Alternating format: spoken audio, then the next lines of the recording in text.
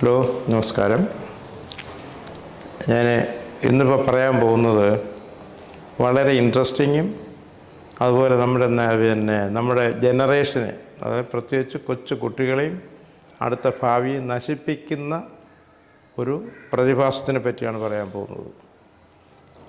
അതായത് ഈ കുട്ടികളിൽ ഇപ്പോൾ ലേറ്റസ്റ്റായിട്ട് ഉള്ള റിസർച്ച് അനുസരിച്ചിട്ട് ഈ കൊച്ചു കുട്ടികളിൽ ചിലപ്പം 1 വയസ്സോ 2 വയസ്സോ 3 വയസ്സോ 5 വയസ്സോ അല്ലെങ്കിൽ അത്രയും ഒരു 10 വയസ്സിന് താഴെയുള്ള കുട്ടികൾക്ക് ബ്രെയിൻ ട്യൂമർ ഉണ്ടാകുന്നു. അപ്പോൾ ഇങ്ങനെ ഓരോ ക്യാൻസർ സെൻറ്ററിലും ഈ ബ്രെയിൻ ട്യൂമറായിട്ട് കുട്ടികളെ ഓരോ കാര്യങ്ങളായിട്ട് വന്നിട്ടുണ്ട്. ഞാൻ തന്നെ ഇവിടെ പല കുട്ടികളെയും ഇവിടെ നമ്മുടെ ചിത്ര സെൻറ്ററിൽ തന്നെ വിട്ടിട്ടുണ്ട്. അത് കഴിഞ്ഞ് അവർക്ക് നിൽക്കാത്ത തലവേദന, പിന്നെ സമനില തെറ്റിയുള്ള സംസാരം, നമുക്ക് കാണുമ്പോഴത്തേക്ക് എന്താണെന്ന് അറിയത്തില്ലോ. അതൊരു നോട്ടത്തിലും എൻ്റെ എക്സാമിനേഷനിലും ഒരു ബ്രെയിന് പ്രോബ്ലം ഉണ്ടെന്നുള്ളത് കണ്ടുപിടിച്ചു. അപ്പോൾ ഞാൻ പറയും, നിങ്ങളിവിടെ ഇതൊരു അഡ്വാൻസായി കുറച്ചുകൂടെ ഇതിനെല്ലാം പ്രത്യേകമായിട്ട് നോക്കുന്ന ഹോസ്പിറ്റലിലും എക്സ്പെർട്ടുകളാണ് നിങ്ങൾ പോകണം. അങ്ങനെ കുറേ പേര് RCC പോയിട്ടുണ്ട്, ചിത്ര സെൻറ്ററിൽ പോയിട്ടുണ്ട്. ഞാൻ ട്രിവാൻഡ്രത്തിൻ്റെ കാര്യമാണ് പറയുന്നത്. ബാക്കി പല സെൻറ്റേഴ്സിലും അവർ പോയിട്ടുണ്ട്. അപ്പോൾ അവർ തറോ എക്സാമിനേഷൻ നടത്തി, അതായത് ചെന്ന് കഴിഞ്ഞാൽ പിന്നെ ഇതിൻ്റെ ബ്രെയിൻ്റെ MRI എടുക്കും.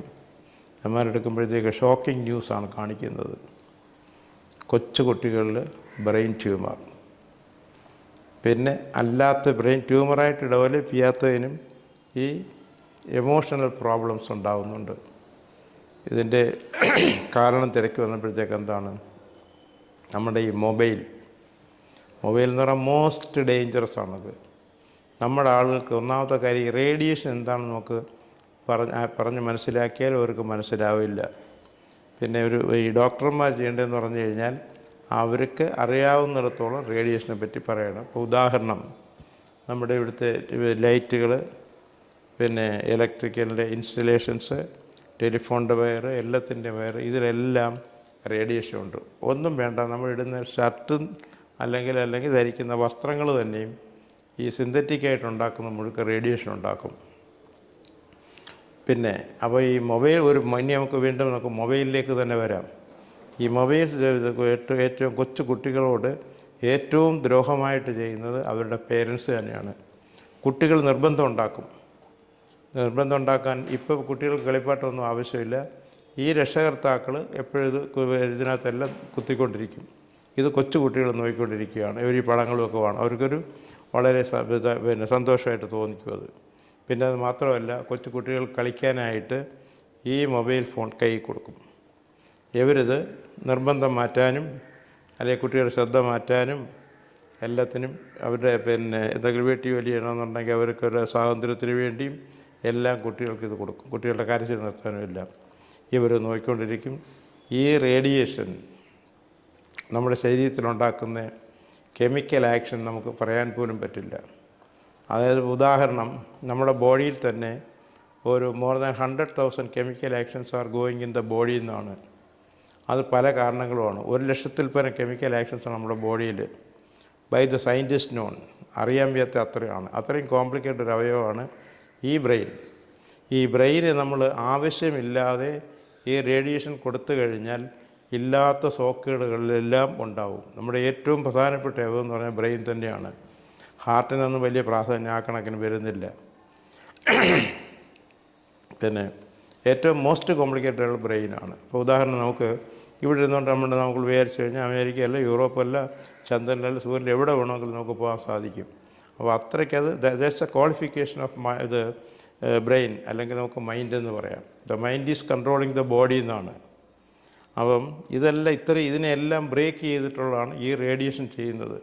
എന്ന് പറഞ്ഞു കഴിഞ്ഞാൽ നോർമൽ സെല്ലുകളെ ഇതെല്ലാം നശിപ്പിച്ചിട്ട് അബ്നോർമൽ സെല്ലുകളെ ഇതുണ്ടാക്കുന്നുണ്ട്. അതായത് ഈ ട്യൂമർ എന്ന് പറഞ്ഞാൽ 2 രീതിയിലാണ്. ഒന്ന് മാലിഗ്നൻസ്, ഒന്ന് ബിനൈൻ. ബിനൈൻ എന്ന് പറഞ്ഞു കഴിഞ്ഞാൽ വലിയ ശല്യം ഉണ്ടാക്കാത്തതാണ്.